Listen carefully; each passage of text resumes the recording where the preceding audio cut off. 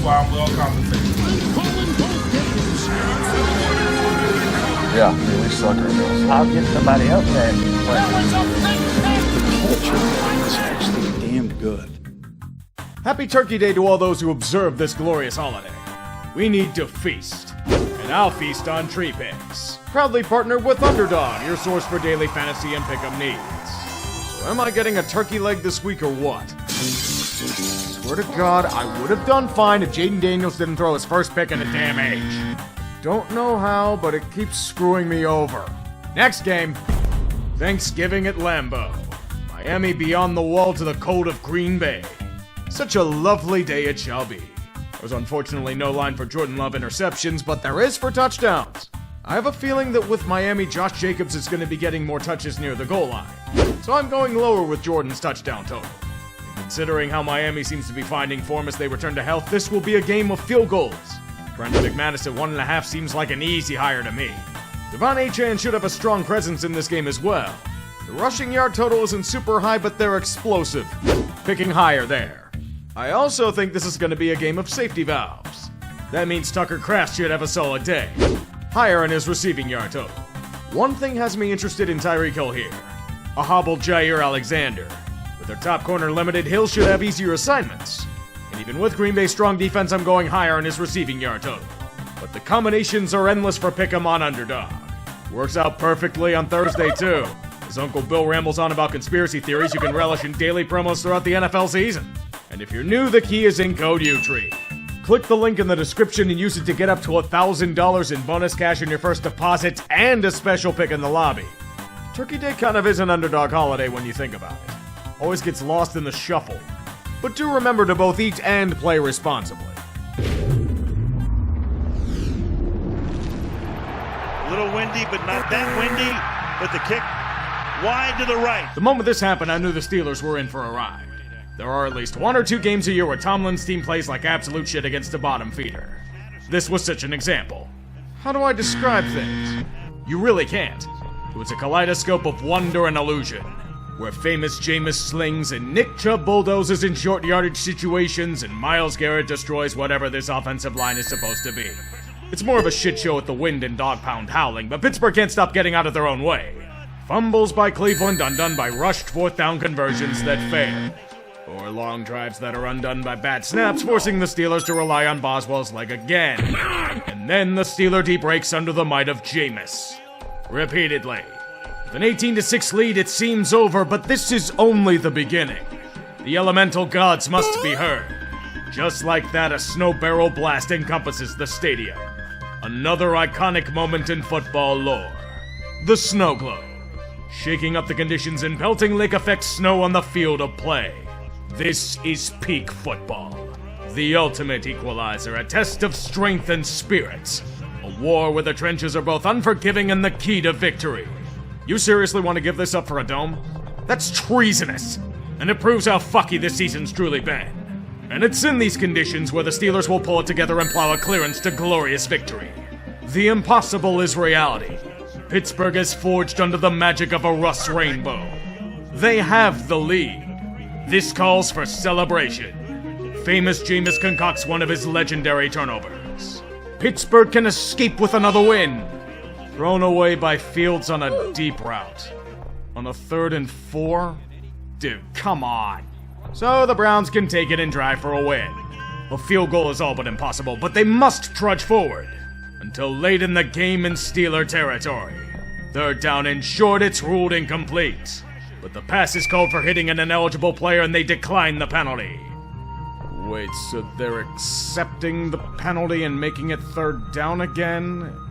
And now they're calling a timeout when the clock isn't running? And they got burned on the 3rd down. I'll give credit to Jameis, that dude is playing his heart out. But this is standard fare for Pittsburgh. Finish them off, Browns. Just ram it down their throat and end it. Hands it off. To the end zone goes Chubb. Touchdown, Browns. A lot of people outside the Steel City ask the same question. Why are you all critical of Tomlin? He's never had a losing season. He's got a future-busting cannon. Well, this is why. He butchered the shit out of this entire game and coached himself into a cardboard box. Does it mean much in the grand scheme? No, this shit happens, but it doesn't make things any less frustrating to watch. Especially on 4th down, Cleveland gets one up in the elements for a small victory in a season of shit. Meanwhile, embracing his Steelers diva arc, George Pickens begins preparations to fight Jake Paul in a boxing match. Pittsburgh didn't play like shit, the weather did it all. The Browns aren't a good team, you know. Sure, George. Very nameless gray faces of you. This team never fucking learns. God damn it. No. Let's close this out with the sermon of hope from famous Jameis. I am so happy and grateful that the Lord has blessed me to play in some snow, to be in true football weather in Cleveland, Ohio at Huntington Bank Field today to give him the glory. It's a beautiful day. They should have never given Danny Derps that contract. It was a mistake the moment it was ever offered to him, but Murrah was fooled by Ed Donatel playing self-saboteur. A painful end was inevitable. The Giants' season spiraling into hell, everyone knew that this was Daniel Jones' last gasp in the Big Apple. Is it all his fault? Absolutely not. Their O-line's atrocious and his receivers have had suspect hands. But you can't look at his play and say he's anything but a low-end starter. At best. There also happens to be an injury clause that guarantees his 2025 salary if he gets hurt this year. The financially driven time has come to pull the plug. Danny is derped for the last time as a Giant. Demoted to 4th string behind a DEI hire and working walkthroughs as a safety in practice. Jones requested his release in response, and his wish has been granted. He'll find work as a backup this year, but the whole saga felt like a complete mistake. Choosing Jones over Saquon regardless of who made the call was a catastrophic error. And everyone knew it the moment it happened. Somewhere out there, Dave Gettleman does a 21 derp salute in his memory. New York, prepare for glorious memes. Tommy Cutlets is bringing back the gabagoo. Passing over Horsecock Lock for the sake of the wonderful tank. You love to see it. Giants fans, just look away. Don't bother to turn on the TV for the remainder of the year. And probably some of next year, too. This team ain't just bad. They're reaching Joe Judge levels of incompetence. Turns out it's the perfect antidote to get Tampa Bay back on the horse. That and Mike Evans returning from injury. Unit ready. A sight for sore eyes. Same as feasting on Tommy DeVito and whatever they call an offensive line. Bucky and Baker shredding them at every angle. The Buccaneers didn't just trade the booty, they ravaged the shit out of it at will. Absolute annihilation in every single metric of the word. MetLife Stadium is a place where everything goes to die. New York more than knows that. This season was long dead, but Tampa ripped it apart like the Trop's roof. All they care about is getting back to relevance in the NFC South. And they humiliated their opponent all game long. Baker's even better than Tommy at his touchdown celebration. It's over, G-Men. Fold everything up and dismantle it like the Department of Education. I don't know if Dable and Sheen survived this onslaught. Malika Neighbors isn't getting the ball and causing a ruckus in the locker room. We're reaching free medium soda territory and I'm not being hyperbolic. Just pay attention to the Knicks or something, New York. It'll help numb the pain. What the hell do you mean they're struggling too? It's a Patriots game where they travel through the harsh swamps of Miami. If you didn't expect a terrible outcome for New England, I don't know what to tell you. Tua hasn't lost a game against these fools and it continued here again. They pounced on an unprepared opponent early and never allowed them to get back up. Any chance for the Patriots was lost before a snap was made. Mostly due to their offensive line. An inferno of fuck-ups. You think they missed Dante Scarnecchia or what? 10 penalties in the day is never a sign of anything good. And against Tua's might, the only thing taking place is a Dolphin revival. Proving their might by scoring 31 consecutive points as guys like Drake May can only stand there in awe. Or run for their lives. It was an utter Miami rout, a rare sight in the season. They'll have to run the table, but if they can, the playoffs are still within reach. Their end of year schedule's paper thin. Such an outcome is very possible if they want it. Then again, this is in theory. This defense is iffy enough that they could lose them a game or two on their own. The Indianapolis Colts are the definition of football hell. Ever since Andrew Luck was vanquished by the injury gods, it's been repeated frustrations hampering them for what they believe is their full potential. It's not getting any easier against the likes of the Lions. They have a humiliation fetish. Not for themselves, but for their adversaries. The same thing's gonna happen to you. Anthony Richardson will experience the full gamut. Sub 50% completion rate with high yards per attempt. Strong running performance with his power rushing. Countless passes undone by drops and penalties, especially in crucial moments. Oh yeah, this is the standard AR5 kind of game. But even if he was perfect, this outcome wasn't changing. Detroit isn't interested in such parlays. They only care for crushing those in their path. Unfortunately for Indy, they're just another statistic. The epitome of agony. If only they didn't get swept by the Texans. If only they didn't have defensive injuries. If only they didn't have a QB debacle. Maybe they'd take the division this year.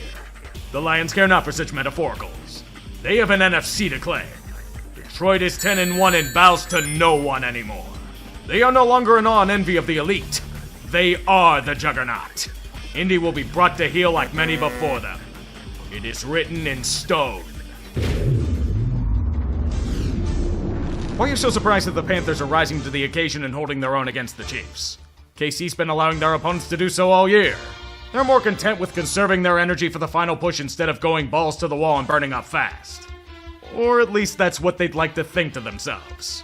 Carolina's a significantly lesser team with a shitload of injuries on their defense and Bryce Young trying to salvage what's been a disastrous season so far. At this point, Kansas City's more interested in game manipulation to keep things close. Allow future opponents to take you lightly.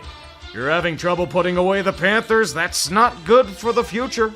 This team is 9-1, but it's full of bullshit. This game is more than proving it. Despite an 11-point lead in the third quarter, Kansas City's offense has no response to future inquiries. They go into sleep mode to conserve more energy. In the meantime, the Panthers' offense manages to break the horrible spell the Chiefs' D inflicts on its prey. Bryce Young's reviving into something competent again. His confidence is returning. Carolina's finally showing some progress. And it's rewarded with a long touchdown drive and 2-point conversion against all odds. The Panthers have tied the game. Their greatest accomplishment in years. That's as far as they'll go. It doesn't matter, there's too much time on the clock. We know what's gonna happen from here. Is it worth mentioning? Mahomes and his merry men are gonna dissect every weakness to go down the field and kick a game-winning field goal. I've seen Hallmark movies less predictable than this. Just play the clip and leave us disappointed. The kick. Schrader! He knocks it through! So stunning. Maybe next time they'll have Travis and Taylor get married with a bunch of blatant product placement. It's par for the course with the Chiefs. Winning ugly against terrible teams while being bailed out by talent at the last moment. It reeks of 2017 Steelers vibes. I can't wait for the first-round playoff exit. If things were logical, it's gonna result in another Super Bowl appearance because life sucks. The Houston Texans aren't frauds. It's far too kind of a word to properly describe them in 2024. After what they did against Tennessee, they are the emperor without even a loincloth to cover him in public. Goddamn sposed. This wasn't a game. It was repeated self-flagellation by both groups, begging for forgiveness from at least several gods for the pathetic displays of football being shown to a national audience. These teams weren't just drunk, they were marinating in a tequila cask. Sloppy, incoherent, disheveled, and suffering the worst hangover imaginable the morning after. Do you want proof? Will Levis was buried in the backfield 7 times in one half. The Titans are leading. That's all you need to know. But Levis is a master of memes. CJ Stroud can throw 2 of the worst passes in the NFL season for brutal picks, but he can't be one-upped. He'll surrender Cobra one of the most brutal pick sixes seen in an age since he doesn't have X-ray vision to see behind his receiver. Seriously though, I'm getting Nathan Peterman vibes from this pick. That ain't good. Houston's only up by 1, however. Plenty of game left. The Titans then remember they have a tank and their special teams? Good lord, what a fucking disaster. Gives Houston a chance, but they can only muster a Fairbairn field goal. All they have to do is make a damn stop and they're giving up 70-yard touchdowns down the middle of the fucking field to Chigakonkwo? Is this where things fall apart or what? Turns out it might be. Houston fails on their drive, but the Titans suffer a 3-and-out deep in their territory. The Texans finally fucking do something. A touchdown to Nico Collins is... Houston undoing a touchdown with a pre-snap penalty. Hold on, let me put on my shocked face. Can you fuckers do anything right? But they are able to move the ball into the red zone with a few passing plays. They can escape their repeated incompetence with their most reliable weapon making a chip shot to tie. Holy shit, man! Oh my!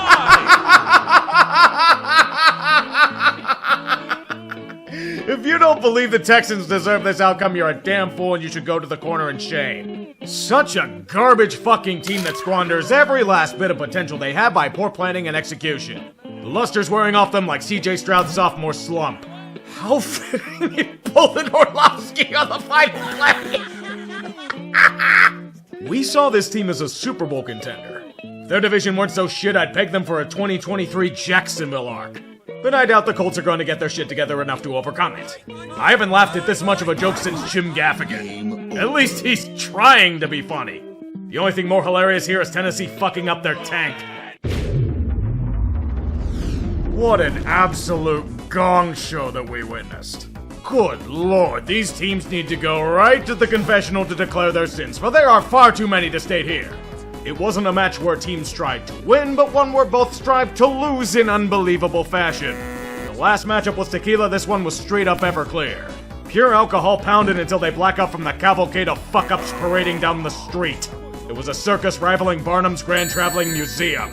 Bring out the freaks, because they're the only people that will take pleasure out of watching such a spectacle. This was a contest that featured a blocked field goal, a blocked punt, 2 kickoff return touchdowns, and 2 missed PATs.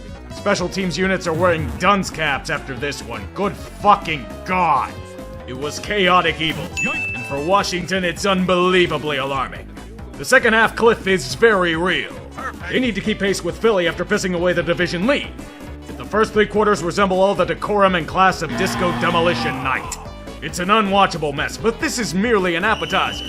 The football gods demand their fill, and these 2 teams will be their conduit.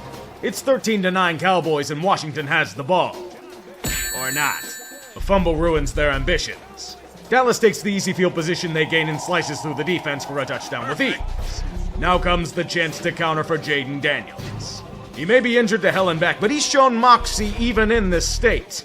He will mince whatever this Cowboys defense is supposed to be to bring it back within 3. Now, as long as their defense can hold, they'll be fine. Line drive to Turpin, and it bounces through his legs. Here he comes. Turpin spinning 3. Here he goes. Fastest man in the NFL. Turpin takes it all the way. Touchdown, Dallas. The commies fell for the oldest trick in the book. That's the kind of overpowered move you pull off in Madden 2003. So much for a 1-score game. Well, just get it back. And try not to fumble it this time. Jaden will try his damnedest to push the rock further. But it's only to field goal range. And the kick is drilled to bring it back within 7 points. Dallas doesn't do much with their drive, but it's a good position for them. They have to punt, but this is an impossible task for Jaden. No timeouts deep in their own territory with about 30 seconds left. No Hail Marys here. Do the commies have another miracle in them? Half a minute, no timeouts. Daniels throws down the sideline for Terry McLaurin. McLaurin is loose. Lightning strikes twice in Washington. Fucking Mike Zimmer defense is in the clutch. Good God, what a disaster!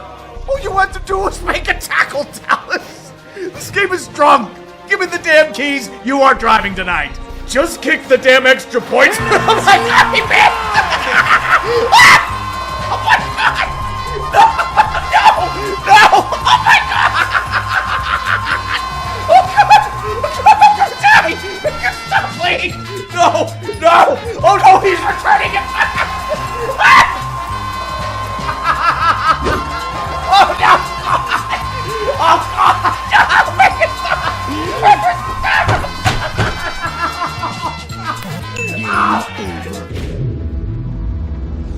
Someday, classified documents will be unsealed revealing the truth about the Chicago Bears. They're an MK Ultra psyop meant to weaken and demoralize football fans into doing their will. What is that they desire? They've already been broken beyond all repair, yet the agony continues. It's not even shocked, but numbing. You can't feel anything when that sense was lost generations ago. Any positive moment for this organization is buried under 10 feet of shit. Set ablaze, then buried under 20 more feet of shit. Caleb Williams finally has his abilities unlocked after getting rid of useless deadweight known as Waldron. What is their reward in a tie game? Another blocked field goal. Flashbacks of horror this early, Chicago. Haven't these fans suffered enough? Apparently not.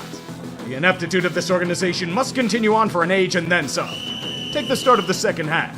Jordan Addison makes a fantastic catch down the sidelines. So Eberflus challenges the play because it was explosive? Excuse me, Matt? Explosive? How the fuck are you a head coach, dude? Matt Nagy with a defensive coat of paint. Good lord. You're lucky the defense held up to force a field goal there. The offense isn't so lucky. Can't afford another potentially blocked kick, so they'll just turn the ball over on downs. They give up fewer yards this way, it works. Know what also helps offensive failure? Not going on offense at all. How about another special teams fuck up to make things even better? Deep in Chicago territory. Touchdown Minnesota, Skull chance to a 14-point lead. Yet it's still not over. The Vikings' chance to bury their opponent is lost on a failed fourth down conversion in no man's land. Begin the rise of Caleb.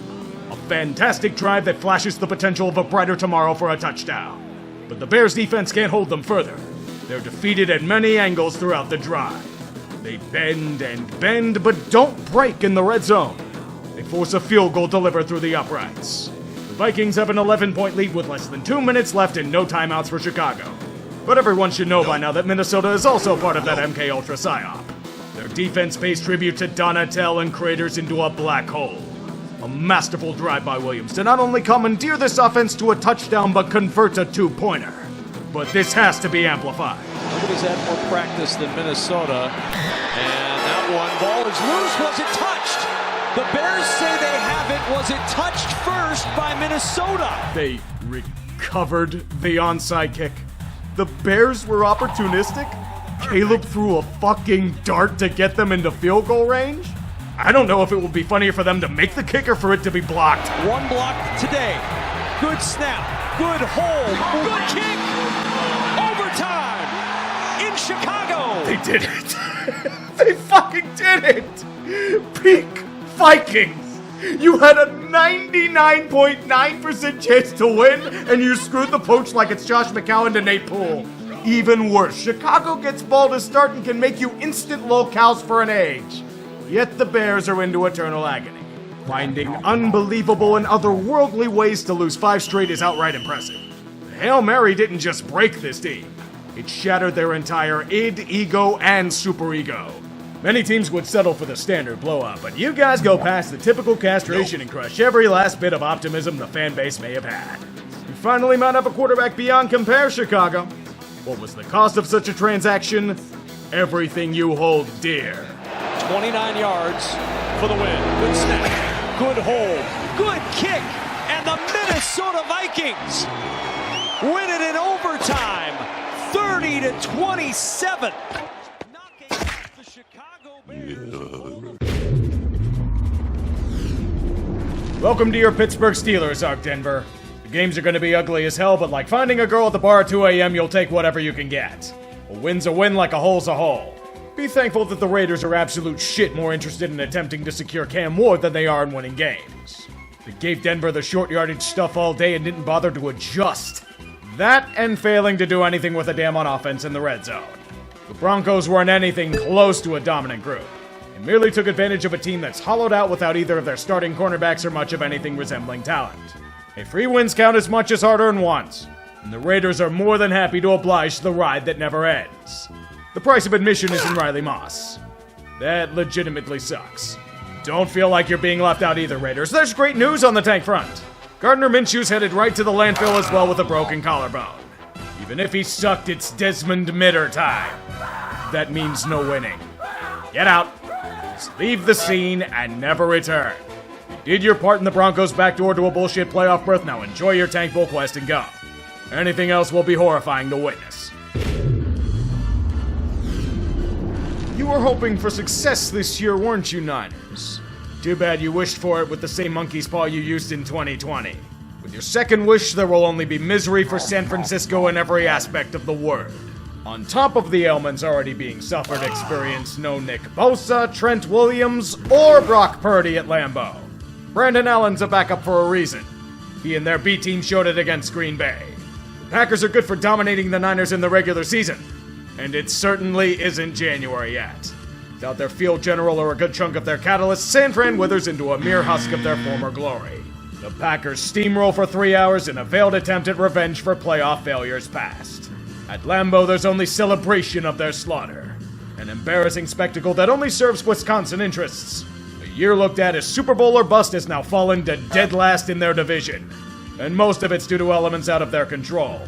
Want a miserable cherry on top? Brendan Allen's got a broken finger. I'd say it can't get worse, but you have the Bills coming up next week. With that end-of-season schedule, they realistically could finish below 500. The Shanahan curse takes no prisoners. Welcome back to hell. This was a game. That's all I'm gonna say about that. In what's looking to be standard operating procedure in most of these contests, both offenses played like complete shit. Defenses merely crushing the little bits of straw and string being thrown at them in vain. Endless failed drives with the occasional field goal by Arizona. Seattle had one strong push, and apparently all they need is for Jackson Smith and Jigba to carry this team on his back. Yet this duel came down to one play and one alone. On a 4th and short, Kyler thought he was Kareem and skyhooked a ball 5 feet over the receiver into the loving hands of a disciple of Boom. He took it the other way for 6. Oh, Kyler, why are you such a total cock tease to us all? This offense wasn't doing much of anything, particularly in the red zone. So congratulations to the 12s on their win, I think? The defense finally got it together at least. Know how awful the NFC West has become? The Seahawks now lead it. A team that was dead in the damn water after pissing away the Rams contest now controls their own destiny. This division has become the epitome of ass. The only saving grace is that the NFC South is just as bad. See, Eagles, this is why I was pissed with you for most of this year. Because I know what you're capable of. Look at what they did against the Rams. Look at how they took on a team in a must-win situation and dismantled them while barely lifting a finger. Philly flocked to SoFi to win the crowd battle, and they more than won the game. They proved themselves as a higher-tier franchise than the middling group that tried to face them. Let them have the illusion of competitiveness in the first half. They'll rip them to shreds when the veil's lowered. God, Saquon is such a fucking monster. He alone can carry worlds with his legs without breaking a sweat. And that's not even considering his efforts with Philly. Over 250 yards rushing against what was supposed to be a formidable defense. 300 all-purpose yards. This is why they signed him. And he's more than thriving in his new home. An Eagles win flying at full potential, and Giants fans copium with letting Barkley go? It was near perfection. Even Sirianni couldn't botch the superiority. There's only one reason I say it was near perfection, and that's Brandon Graham. He's probably played his last snap in the NFL. That's the cost of a season, unfortunately. To make an omelet, you need to break some eggs. Harbaugh are back in session. Brother pitted against brother in a crucial matchup of the AFC hierarchy. Baltimore isn't fond of pissing away back-to-back games. And if you remember, John beat Jim in the most important matchup they faced off in. The same thing happened here. The Chargers are good, but the Ravens are simply better. Liquid LA is like Rudy. They train for long hours, they exert every last bit of their ability, they do everything they can to win. It doesn't matter when you're going up against a 6'5" defensive lineman chiseled from marble. You're roadkill. Even then, the Bolts keep it tight for a half. The Ravens then pulled away thanks to their incredible offensive talents. LA suffers from Quentin Johnston. He's got the dropsy. This guy was picked over Zay Flowers. Go figure. Baltimore pancakes Rudy 6 feet under the ground and reasserts their position in the AFC North. Last week was a fluke. They'll get a chance at the black and gold again. And while the Ravens are to be treated with skepticism, they are a really fun team to watch at their peak. The Chargers might be able to get there eventually. Give it a few years. Hopefully. Bring out Jadine! Bring out Jadine! Bring out Jadine! Bring out Jadine! Unit lost.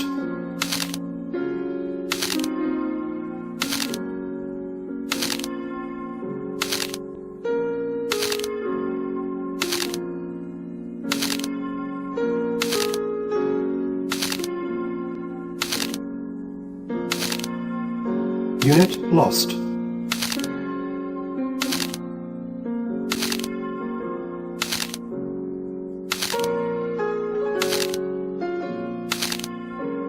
Unit lost. Unit lost. Unit lost.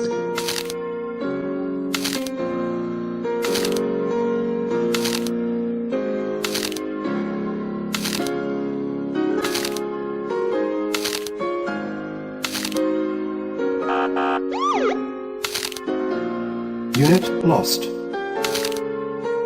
Unit lost.